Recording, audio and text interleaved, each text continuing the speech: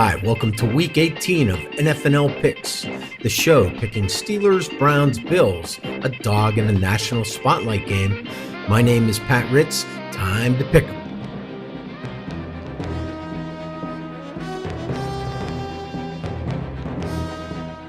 Let's start this week's picks with the Baltimore Ravens, flying west to face the 3.5-point home dog Steelers in the Burganet. It's win or go home for all the marbles, do or die, yada, yada, yada. The Ravens should run King Henry after last week's performance, but he tends to underperform in Pittsburgh.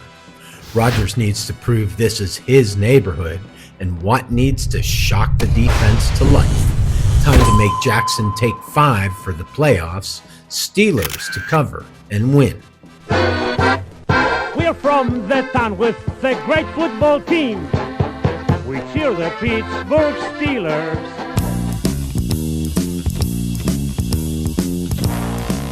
Up next, the 7-point road dog Jets take the cross-state flight to face the Bills in Rich Stadium for the final regular season game there. The Bills don't really have much to lose by losing this week, so expect Allen to start, then depart to keep his game streak going. Time for Mitch to shine against a Jets D that hasn't intercepted the ball all season. Hopefully Trubisky doesn't break the streak. NYJ has been outscored 153-46 in their last 4, not really expecting much. But this one does feel dicey. Jets to cover, Bills to win.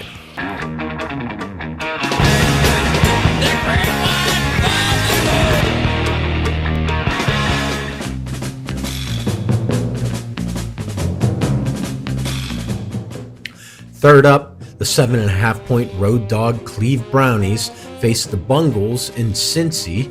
The Battle of Ohio is definitely a shit show, and there's not much consequence of note. The single-season sack record is just one away from Garrett. Shakespeare might call it a stat full of sound and fury, signifying nothing this season. Will Burrow have fun? Will Sanders throw picks? Will Stefanski overthink it? Who cares? I hope they tie.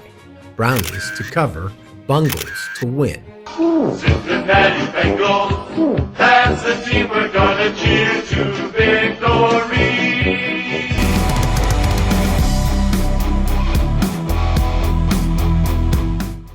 In the national spotlight, it's the Seattle SeaHawks soaring south to take on the 1.5-point home dog 49ers in San Fran. Let's go by the numbers, starting with the offense. And when it comes to putting points on the board, both teams light it up, separated by around safety. They run the ball with just 9 yards a game difference, with the Niners holding the edge in passing yards by over 20. Now to the quarterbacks, where it's Sam Darnold versus Brock Purdy, who's played in only 8 games this year due to the injury bug. Darnold holds the edge by 5 in the touchdown department. Purdy has protected the ball better. Brock's better by 2% at completions, and Darnold's QBR ain't great, and Purdy's injury keeps him from registering in this stat. They say defense wins championships, and we'll find out this week. The Seattle D is stingy at less than 20 points per game to the Niners' 22 and change. Both teams are subpar in the differential arena, and the Seahawks are far better at getting to the QB than the worst in the league 49ers. So by my calculations, the 12th man isn't a factor, but the Seattle Grunge D is. San Fran has won 6 straight, so is Seattle. An extremely close one, Niners to cover, Seahawks to win.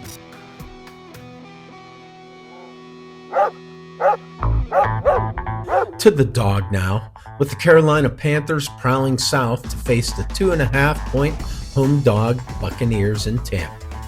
Let's break it down to 3.5 points. First, this game will decide who wins the NFC South. Second, only the underdog Panthers can win the division with a winning record. 3.5, Bucs are 1-7 in their last 8. Carolina is 4-4. Panthers to cover and win the NFC South. And let's take a look at the stats from week 17, where things fell off this week, going 1-4 on wins and 3-2 on spreads. That's a solid C-, with the asterisk going to the Miami Dolphins taking down the Bucs. Also, I want to thank everyone for taking the time to watch this season. Feel free to like, share, subscribe, and comment. They all help the algorithm reach more people.